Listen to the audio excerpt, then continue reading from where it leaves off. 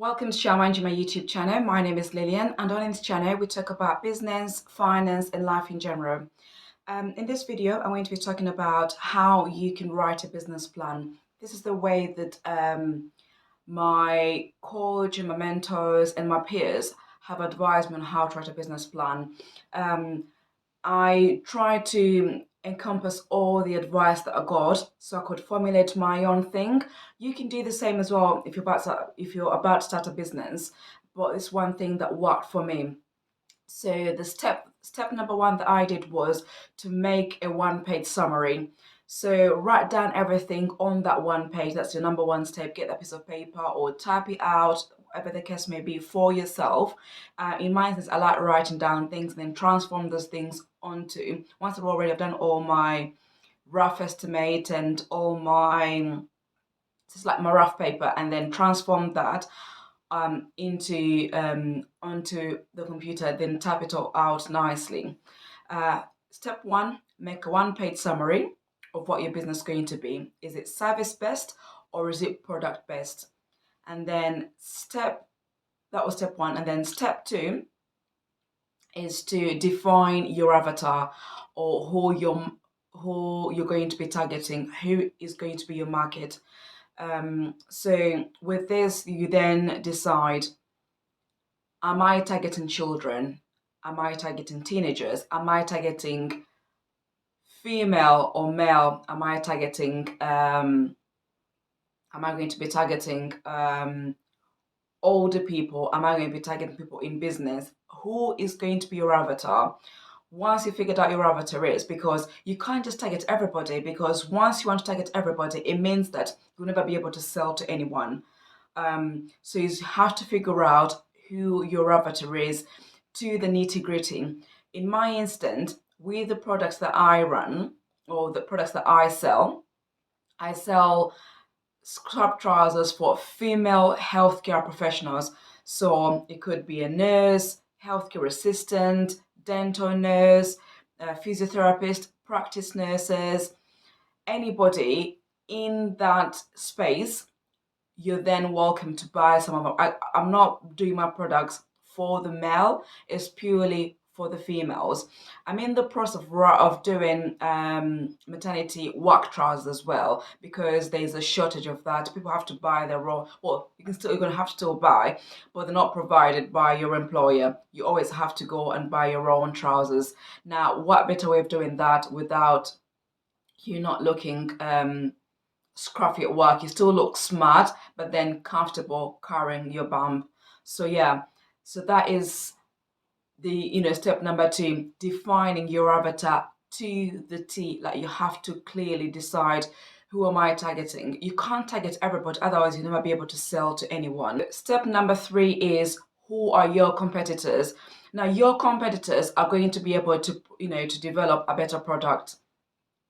One way of finding that out was, so with my product, what I did was, I wrote down all the top sellers on Amazon who were doing the same product as what I wanted to do. They've already been in business for years and years. And then what I did was, I went into their reviews. So from their reviews, I was able then to be able to answer their queries, answer the clients or your target audience's queries, about their products, because essentially it's the same product. However, what are you going to do different? Like, I'm not the only one selling scrub trousers. I'm not the only one who's got a budget tool on Etsy. But what is different about my products? Now, with my budget tool, it's very simple. You don't have to calculate anything. It does it for you, which is the same for other clients. However, it's very, very simplified. You put in your figures and it's just there ready for you to rejig. You can easily use it. That's one of the things of how you can actually be able to do a better product or a better service. You're answering those queries. It could also be a case of, when you've bought these products in the past, what is the one thing that was missing? And that's how you're able to come up with a better product. So it's knowing your competitors and being able to understand how you're going to be able to come out with a better service or a better product. Step 4 is, do you need staff? Now, it's with my when you're first starting out, most of the time it's kind of like a one-man show. You may have maybe two directors, maybe you and your partner, or you and a friend, or somebody who's like-minded, who's got the same vision as you, and you come up with this product or a service, and it's just the two of you doing everything in regards to the operations that come with the business. With my instance, I've only got virtual assistants or virtual people that I work with. Apart from the only person that I have that is kind of like on my payroll is my accountant, who does my bookkeeping, who's also kind of like he's my accountant slash my financial advisor on certain things on how I need to run the business, or what he thinks might be better on how I should be able to manage my finances, particularly for the business. So you have to figure out, are you going to need staff, or can you just have freelancers? And that's what I do for my video editing. When I'm able to edit my videos, I will do it myself. When I'm not able to do that, I just go on fiverr.com. I've got a guy on there who does my video editing. But if anything that you need, if you don't have the time, delegate, and you're able to then find that you're then able to do other things whilst you have these virtual staff or freelancers doing the work for you. Um, Another thing that you can do, you can also use Upwork. So Upwork, 99 Design, or Fiverr. These are the three websites where you can find people who can do certain services to help you run your business. You don't have to do things all by yourself, because then that's going to take away the time for you to be able to concentrate on the things that are going to be able to better your product or better your service, and essentially improve on your productivity. So you need to figure out, are you going to need staff? And if you're going to need staff, what are they going to do for you? Is it cheaper for you to be able to find somebody on this website to run the business for you, help you run the business? Or is it a case of they have to be there all the time, so they're able to help you run a smooth business? And step number 5 is, who are your suppliers? Now, once you've decided, again, from step number 1, is it a product based, is it a service based business you're going to be running? If it's going to be a product based, who is going to be your supplier, which is the point that we're talking about? Are you going to get your suppliers from, from the country where you live, I mean locally, or are you going to, it's going to be international, like you use websites such as alibaba.com, where you can find suppliers from China, Singapore, India, and Pakistan. So, what products are you trying to sell? Mine, like I said, is scrub trousers. So it's cheaper to have products come from China, or sometimes cheaper to have the products coming from India or Pakistan. So it's figuring out, where are you going to get your supplies from? Is it locally or internationally? If it's going to be internationally, how long is it going to take for you to be able to replenish, your stock? So it's figuring out all these things that are going to be able to help you run your business smoothly. Is it a digital product where you create it once and that's it? For instance, I've got a budget tool that I did just from, I've already done that. So there's no need for me to find suppliers. It's just there ready. It's created once. It's on like a continuous basis, where you just have to download it more, over and over again. So yes, trying to figure out all those things. So where are you going to find your suppliers? And are they reliable? How can you determine whether the product is actually good or not good? Trying to figure out all those things. Point number 6 is writing your marketing plan.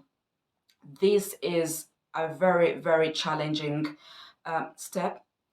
Only because this is where you're going to determine whether you're going to use social media, are you going to have a website, are you going to market from the product, from the platforms that you're advertising from, whether they're going to advertise from the platforms where you're selling your product. like Amazon runs Amazon campaigns or advertising where you're able to use their services. You can run an advert on Amazon to target your your different clients who can then buy your product. Etsy has the same thing as well. I'm not sure about Shopify because I use Shopify, but how are you going to be able to have those organic sales? Sometimes it's going to be word of mouth, or are you going to be able to run social media campaigns, on YouTube? Are you going to run your adverts on Instagram, on Facebook? Are you going to run Google ads? How are you going to plan your marketing? Are you going to have like a landing page? You have that single landing page on your website, and you're going to be able to run your marketing. Um, is it going to be email marketing? How are you going to be able to bring in? How are you going to be able to showcase your? How are you going to tell the world that this is the product that I'm selling and I want you to try it, see how you get on with it? How are you going to market? I mean, companies put aside tons and tons of, of thousands of pounds so that they're able to market their products. So their marketing department is, one of those that actually require a lot of money. So that's what I'm saying. It's really, really challenging because sometimes you put on an advert that you run for months and months and they're not actually returning. There's no return in that product. So it's trying to figure out, when you're marketing, is it actually beneficial? Is it you'll never know until you've actually done it. So it's trying to figure out how you're going to be able to market. So writing that marketing plan and deciding how you're going to tell the world about your product or about your service. And then the last step, how are you going to run your business operations? Now, this is essentially everything comes as one. Your marketing, your accounts, your way, your website, your manufacturers and products, all those things, they all come to one. So you're able to run your business, whether it's service based or product based. When you're marketing, how often do you market? How often do you run your ads, and who are you using to run your ads? What is the outcome from this advertising, your financing? Everything comes to one. So how are you going to do that? So your day-to-day running of your business. So is figuring out how you're going to be able to do that. And like I always say, visualize your higher self, show up as them, and be the change that you want to see.